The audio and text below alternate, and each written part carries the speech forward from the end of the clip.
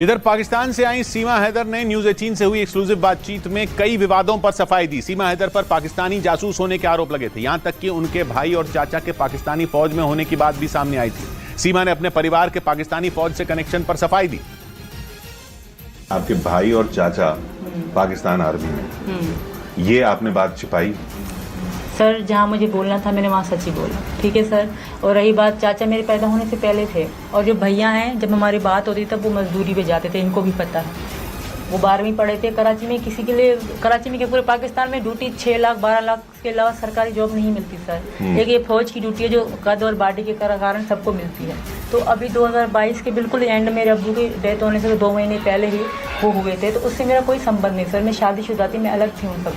इस इंटरव्यू में सीमा हैदर ने पहली बार यह बताया कि उनके पास एक से ज्यादा पासपोर्ट क्यों मिले और पासपोर्ट में उनकी गलत उम्र क्यों लिखी गई। सीमा के पास 6 पासपोर्ट मिलने के पीछे किसी साजिश की आशंका जताई जा रही थी।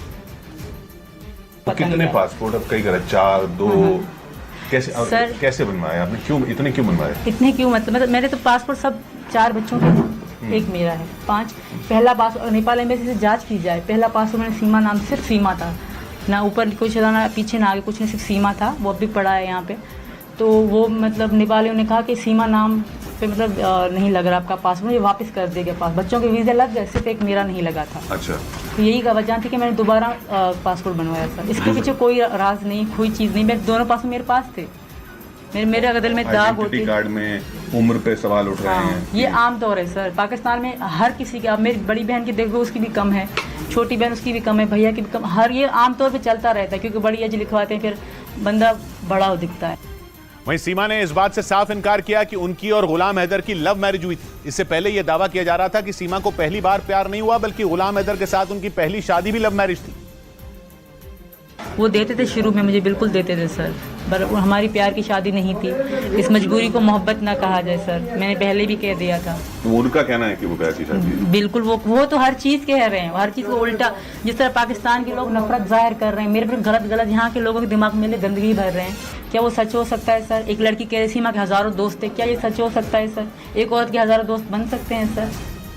इस दौरान सीमा हैदर ने साफ हिंदी बोलने पर भी सफाई दी। पाकिस्तान से होने के बावजूद सीमा जितनी अच्छी हिंदी बोल रही हैं, उससे उनके कराची से होने पर ही शक जताया जा रहा था। लेकिन सीमा के मुताबिक उन्हें सचिन के साथ रहते रहते हिंदी बोलनी आ गई। कि आप कैसे हिंदी बोल रही हैं, बार बार ये सवाल पूछा जा रहा है। और वो सब क्योंकि वहां से तो हमने तो जिनसे भी बात की वहां पे वो तो ये भाषा बोलते नहीं है सर। उर्दू हिंदी में थोड़ा फर्क है, मैं फिर से कहूँगी, उर्दू हिंदी में थोड़ा फर्क है। अब हम जा रहे थे, जैसे मैंने सुना, आपसे पूछा गया कि अगर आपको पाकिस्तान भेज दिया जाए, तो आपने एक जगह कहा कि अगर मुझे पाकिस्तान भेज दिया जाए तो बड़ा अनर्थ हो जाएगा। बिल्कुल। अब अनर्थ तो बोलते नहीं है वहाँ पे। मैं यहाँ आके यहाँ की भाषा बोलती हूँ, और इनके पीछे इनका हाथ है। जब हम अलग रहते थे तो बात पे अगर मैं पाकिस्तानी भाषा बोलती, मुझे डांटते थे, मुंह पे हैं, कहते तुम यहाँ पे कैसे रहोगे, सबको पता चल जाएगा तो पाकिस्तानी हो। बात इन्होंने मुझे, मेरे आदत तो इन्होंने हमें सिखाया। वहीं सीमा हैदर ने इस बात से भी इनकार किया कि वो पहले भी दुबई जा चुकी।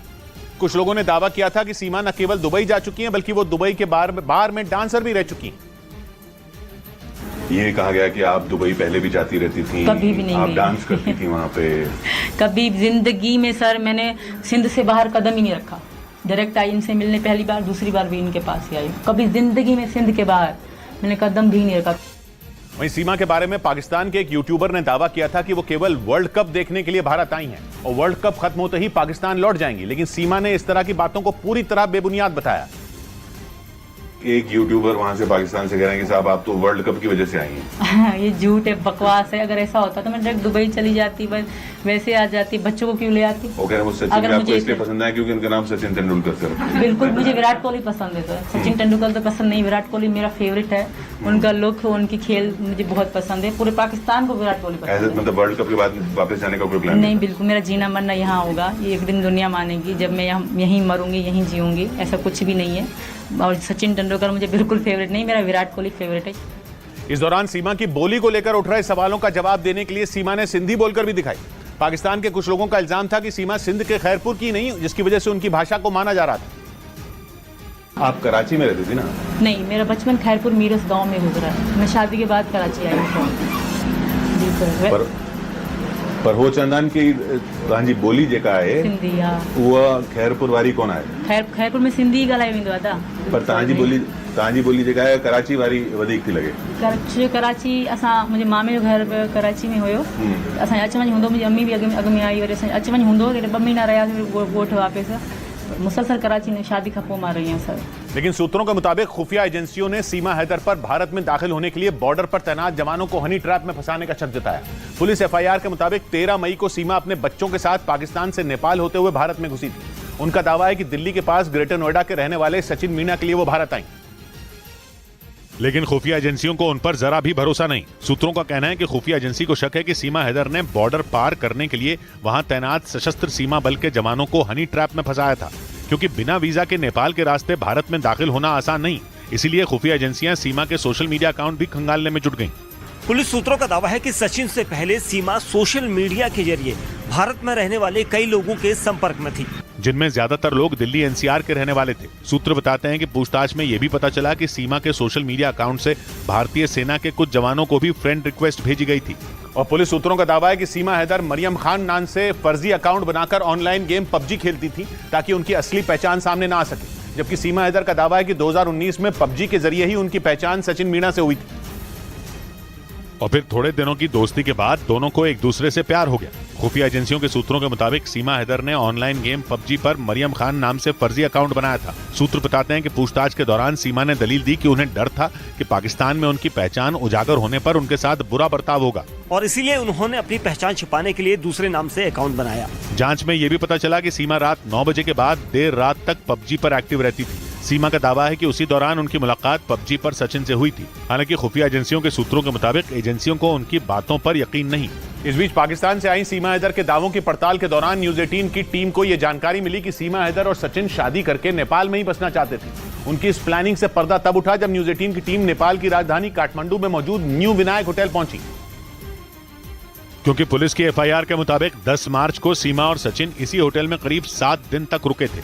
इसी वजह से न्यूज 18 की टीम ने न्यू विनायक होटल के मालिक से सचिन और सीमा हैदर के बारे में बातचीत की, जिसमें उन्होंने बताया कि सचिन पाकिस्तान की रहने वाली सीमा हैदर से शादी करके नेपाल में ही बसना चाहते थे। वो काम ढूंढ रहे थे। क्यों? वो बोले थे हम यहीं पे रुकना है, हमको काम चाहिए, कितना जॉब मिल जाएगा।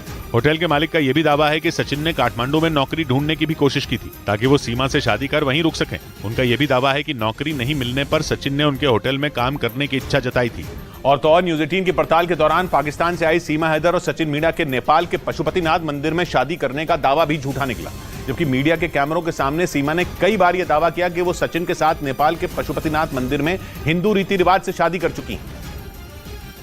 और इसीलिए न्यूज 18 की टीम उनके दावों की पड़ताल करने नेपाल की राजधानी काठमांडू पहुंच गई। बाद में न्यूज 18 की टीम पशुपतिनाथ मंदिर गई, जहां सीमा और सचिन ने शादी करने का दावा किया था, लेकिन वहां दोनों के हिंदू रीति रिवाज से मंदिर में शादी करने का कोई रिकॉर्ड नहीं मिला। न ही मंदिर के रजिस्टर में वो रिकॉर्ड था और न ही उनके अलावा जो पशुपतिनाथ मंदिर के पुजारी जानते हों। पुलिस की एफआईआर के मुताबिक 10 मार्च को पहली बार सीमा हैदर सचिन मीणा से मिलने नेपाल आई थी। दावा है कि उस दौरान दोनों कई दिनों तक वहां रुके थे और इसी दौरान उन्होंने वहां शादी भी कर ली थी। इस बीच खुफिया एजेंसियों के सूत्रों ने दावा किया कि पाकिस्तान में मौजूद हिंदू समुदाय के लोगों ने डकैतों से लोहा लेने के लिए बचाव दल बनाने की तैयारी कर ली, क्योंकि कुछ रोज पहले ही सीमा हैदर के बहाने पाकिस्तान के सिंध प्रांत में हथियारबंद डकैतों ने हिंदू समुदाय के मंदिर पर हमला कर दिया था और उस दौरान डाकुओं ने मंदिर पर रॉकेट लॉन्चर तक दागे थे। दहशत फैलाने के लिए उन डकैतों ने 30 से ज्यादा हिंदू समुदाय के लोगों को बंधक बना लिया था। यही नहीं, उन्होंने ये भी धमकी दी थी कि अगर सीमा हैदर भारत से नहीं लौटी तो वो पाकिस्तान में हिंदू समुदाय के लोगों और मंदिरों को आगे भी निशाना बनाएंगे। खुफिया सूत्रों का कहना है कि इसी डर की वजह से पाकिस्तान के सिंध प्रांत में हिंदू समुदाय के लोगों ने डाकुओं से लोहा लेने के लिए बचाव दल बनाने का ऐलान कर दिया, जिसमें शामिल लोग हथियारों से लैस होंगे और हमला होने पर डाकुओं को करारा जवाब देंगे। हिंदू समुदाय के लोगों ने आरोप लगाया कि पाकिस्तानी सरकार उनको और उनके मंदिरों को सुरक्षा देने में नाकाम है, इसीलिए उन्हें मजबूर होकर अपनी सुरक्षा के लिए यह फैसला लेना पड़ा।